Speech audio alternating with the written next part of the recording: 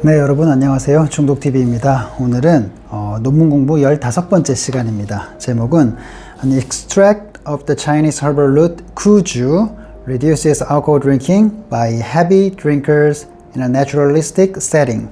자, 요약하면 우리 갈근이라고 하는 약재가 있습니다. 칡의 추출물인데 이 갈근이라는 약재가 알코올 사용 장애에 도움이 된다. 특히 어디에 이제 우리가 과음하시는 heavy drinkers, 과음하고 많이 술을 마시는 사람에게 언제 naturalistic setting, 일상적인 환경에서 우리 실험실에 최대한 적합한 그런 실험실 같은 환경이 아니라 일상과 최대한 비슷한 환경에서 과음하고 포금하는 분들에게 갈근 추출물이 효과가 있다라는 이제 연구입니다. 목적은 두 가지입니다.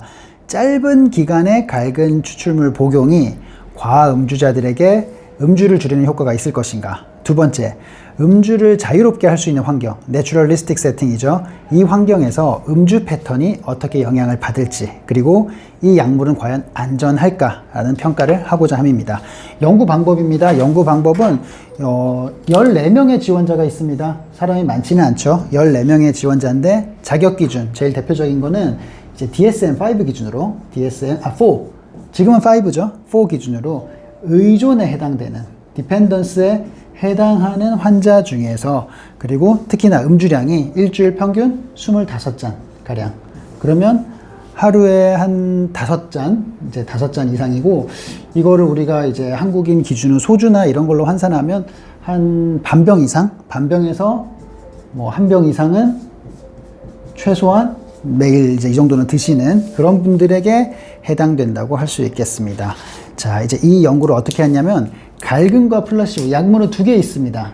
갈근, 그리고 플라시보, 위약이죠. 플라시보가 있는데 이 실험이 재밌는 게 카운터 밸런스드라고 해서 교차 설계를 합니다. 그 말은 뭐냐면 보통 우리가 실험군인 갈근을 먹는 사람과 그리고 위약, 플라시보를 먹는 사람을 구분해서 효과를 보통 보여주는데, 이 실험은 모든 참가자들이 갈근도 먹어보고 플라시보도 먹어봤을 때 동일한 참가자들이 갈근 먹었을 때 반응, 플라시보, 아무 약이 아닌 약을 먹었을 때 반응을 비교해서 결과를 낸 거기 때문에 훨씬 더 신뢰도가 높겠죠. 자, 그렇게 해서 이제 실험은 이제 어떤 특정 환경을 꾸며 놓습니다. 거의 뭐 집같이 TV도 있고 냉장고도 있고 그리고 여러 가지 소파도 있고 뭐 여러 가지 이런 환경을 만들어 놓고, 이 냉장고 안에 우리가 좋아하는 맥주가 있습니다. 맥주는 최대 1시간 30분 동안 술을 마시는데 6캔까지 마실 수 있습니다. 최대치예요. 그래서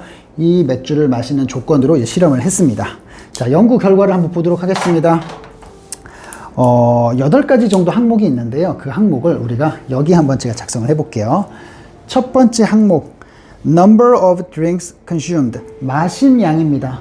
마신 음주량 양인데 이제 이거를 이제 넘버니까 잔수라고 하겠습니다. 잔수. 그리고 두 번째, 마신 총량입니다. volume of beer consumed라고 하는데 마신 총량, 이거는 이제 잔수. 자, 세 번째, time to consume, 한 캔을 마시는 이제 시간입니다. 자, time, 한 캔 마시는 시간, 한 캔 마시는 시간. 네 번째, sips to consume, sip이 이제 한 모금 홀짝 마시는 거거든요. 그래서 한 캔을 마시는데 몇 입 만에 마셨는지, 한 캔을 몇 입 만에 마셨는지. 그리고 다섯 번째, sip latency라고 하는데, latency는 이제 이 약간 멈춰 있는 순간을 말하는데, 뭐 술잔을 들거나 아니면 건배를 하고 우리가 술을 마시는 데까지 걸리는 시간입니다.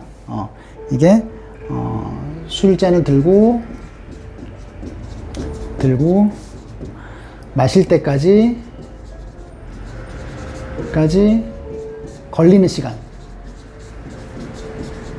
오늘 칠판이 가독성이 좀 안 좋네요. 양해 부탁드립니다. 여섯 번째, time between sips, 그러니까 술을 한 모금 마시고 그 다음에 또 한 모금 마시는 그 사이 시간입니다. 자, 술을 입에 대고 술을 마시는 시간 간격, 자, 7번째입니다. sip volume입니다. 한 번에 마시는, 한 번 마실 때 많이 마시느냐, 조금 마시느냐, 볼륨입니다. 한 번에 마시는 양, 네, 마시는 양. 자, 마지막 10번째입니다. time to open. 새로운 술을, 또 맥주가 6캔 있잖아요. 그 한 캔을 마시고 그 다음 캔, 세 번째, 네 번째 캔을 따는, 그 식히는 그 시간. 새로운 술을 식히는, 키는 시간.